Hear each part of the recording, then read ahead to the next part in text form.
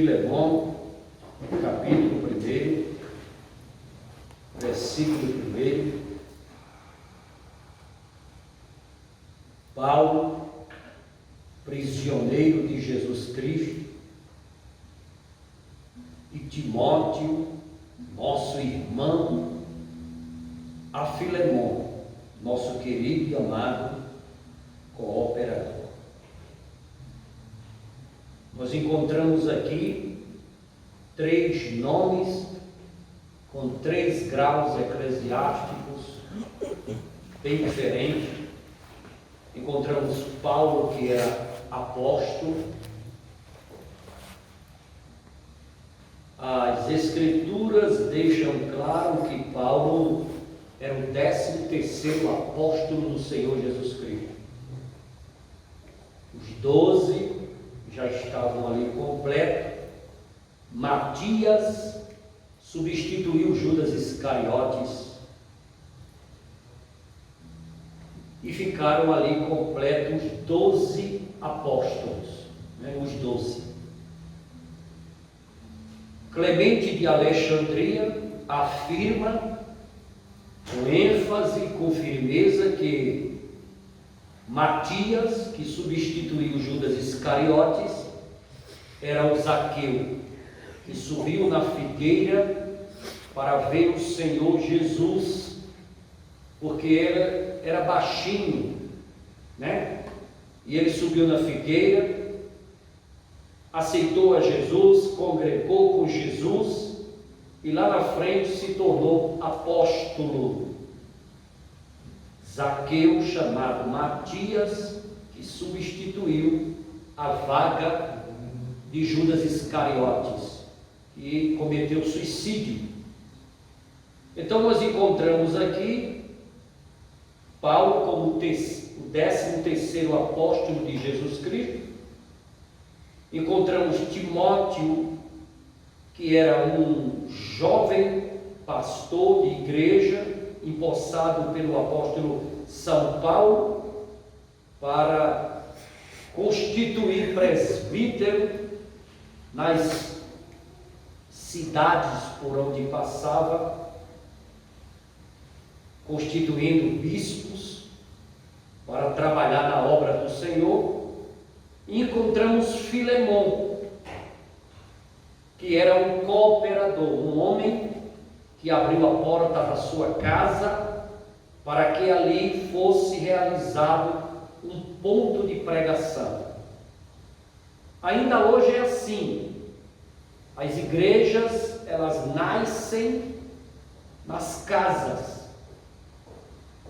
Na casa começa um ponto de pregação, depois aluga uma lojinha, se torna uma subcongregação, depois torna-se congregação, depois de congregação, uma sede, um campo, E por aí vai crescendo, e Deus vai abençoando a sua obra.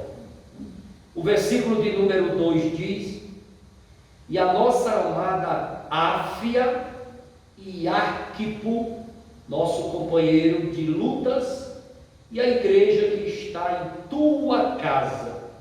Quando o versículo 2 diz em tua casa, está falando da casa de Filemão, está falando de Filemão, a casa dele. Aí você pergunta: quem é essa Áfia, esposa de Filemão? E Arquipo, filho de Filemão. Era um casal onde existia uma igreja ali na sua casa. Áfia, a esposa, junto com o marido Filemão, abriram um ponto de pregação em casa. Arquipo era o filho que dava ali todo o suporte para a obra de Deus alavancar, crescer, Então Paulo chama todos de companheiro de lutas, de guerras, companheiro de jugo, companheiros que estavam lutando por uma causa, por um objetivo, que era ganhar almas para Jesus, pregando o Evangelho, anunciando a palavra de Deus. Os irmãos que estão aqui nesta noite, tem nos ajudado bastante a fazer os cultos presenciais, porque a situação ainda não está normalizada, está meio complicado, mas nós estamos aqui na suavidade, com muita cautela, com muita calma, cultuando ao Senhor em o nome de Jesus. O versículo de número 3 diz: graça a vós e paz da parte de Deus, nosso Pai, e da do Senhor Jesus Cristo. Uma saudação digna de um apóstolo para o cooperador Filemon e para todos da sua casa e todos ali que congregavam e frequentavam naquela simples igreja. O versículo de número 4 diz: graças dou ao meu Deus, fazendo menção de ti, sempre em minhas orações. Isso aqui, no versículo 4, você encontra a cobertura espiritual, Paulo orando pelos seus liderados, pelos seus servos, pelos obreiros, pelos cooperadores, pelas igrejas que estavam ali espalhadas por aquelas regiões, nas residências. O líder, que era Paulo, o apóstolo, ele estava ali informando para a igreja na casa de Filemon e de Áfia e de Arquipo, que ele sempre: dou graças ao meu Deus, fazendo menção de ti, sempre em minhas orações, cobrindo vocês de orações, uma cobertura espiritual, para que o mal não venha suceder em nenhum de vocês. Essa cobertura espiritual há um significado muito profundo. Nós acreditamos biblicamente que a liderança, o anjo da igreja que está com o cajado na mão, ele tem no mundo espiritual autoridade para estar cobrindo de orações as ovelhas do seu aprisco, para que nenhuma delas o diabo venha tocar, nenhuma delas venha sofrer qualquer tipo de dardo inflamado do maligno. Então a cobertura espiritual é muito importante do líder da igreja para com as suas ovelhas. O versículo de número 6: para que a comunicação da tua fé seja eficaz no conhecimento de toda boa coisa que há em vós por Cristo Jesus. O 7 diz: porque temos grande alegria e consolação no teu amor, porque por ti, ó irmão, as entranhas dos santos são revigoradas. Paulo usa muito uma linguagem aqui de gravidez, de útero, de gerar filhos, de parto. Ele usa muito essa linguagem nessa carta a Filemon. E o 8 diz: pelo que, ainda que seja muito corajoso em Cristo para te mandar o que é conveniente. O 9, contudo, por amor, peço-te, sendo em tal como sou, Paulo, o velho, e agora também prisioneiro de Jesus Cristo. O apóstolo São Paulo, ele sempre estava em prisões, seja prisões dos homens, para que ele parasse de anunciar o Evangelho, como ele trazia esse contexto que ele vivia no dia a dia, perseguições, sofrimentos, lutas e prisões por causa do Evangelho de Cristo Jesus, ele traz esse contexto para a sua vida cristã. Ele diz que ele é um prisioneiro em Cristo Jesus, aprisionado pelos laços do amor, aprisionado nas grades da graça, aprisionado e constrangido pelo amor infinito e glorioso do Senhor Jesus Cristo, que lá no Calvário perdoou os nossos pecados, morrendo em morte de cruz, ressuscitando ao terceiro dia, abrindo a porta da graça para que todos nós possamos ter o privilégio do favor imerecido de Deus sobre nossas vidas. Paulo, em suas cartas enviadas às igrejas e aos personagens que faziam parte daquelas igrejas, ele usava muito a linguagem de um prisioneiro, de um homem que estava acorrentado, e essas correntes eram as correntes do amor de Cristo Jesus, que salvou a sua vida, e que ele era muito grato, e que ele estava ali pronto para se gastar pela obra de Deus, fazendo a obra do Senhor, anunciando o Evangelho. Nós também, nos dias atuais, podemos usar essa linguagem para a nossa vida.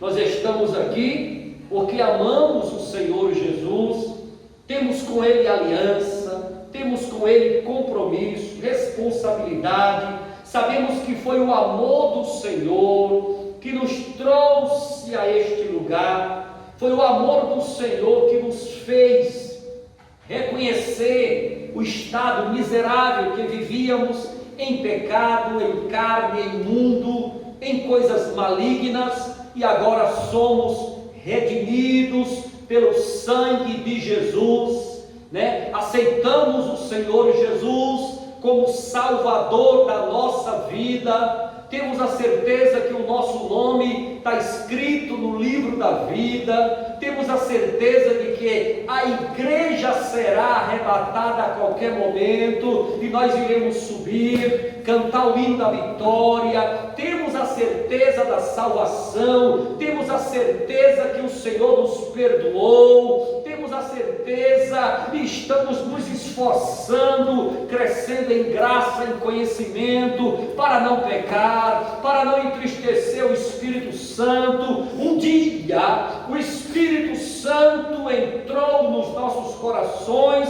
convencendo cada um de nós do pecado, da justiça e do juízo, e o amor de Jesus nos constrangeu a estarmos aqui, glorificando o seu nome, dando glórias ao seu nome, porque Ele é Senhor e Salvador da nossa vida. Isso não é nada obrigado, não é nada à força, não é por força nem por violência, mas pelo meu Espírito, diz o Senhor dos Exércitos. E aquele que crê, e aquele que aceita, e aquele que abre o coração para a obra do Senhor adentrar, recebe salvação em Cristo Jesus.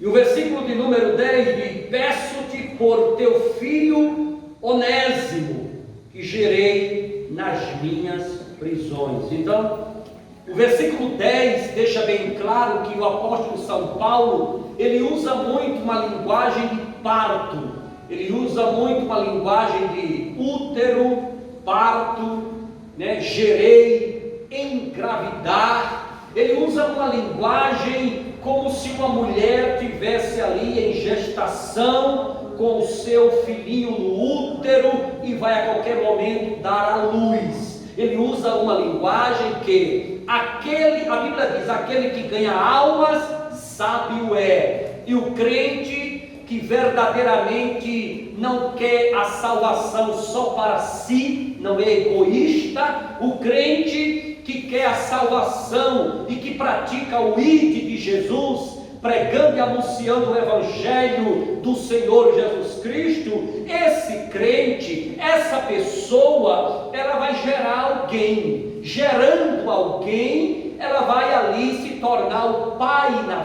fé. Ela gerando uma pessoa, ela pode dizer o que Paulo disse: olha, Filemon, olha, Áfia, Arquipo, eu gerei em minhas prisões Onésimo. Onésimo era um escravo. Onésimo era um homem que estava ali com uma certa diferença com o seu senhor Filemon, e a coisa não estava muito boa. Quando ele conhece o apóstolo São Paulo, ele prega o Evangelho, ganha Onésimo para Jesus. Onésimo se torna filho na fé, e Paulo diz que o gerou nas suas prisões, mesmo preso, mesmo em cadeias, mesmo ali encarcerado. O apóstolo São Paulo nunca parou de pregar o Evangelho, ele nunca parou de anunciar as boas novas.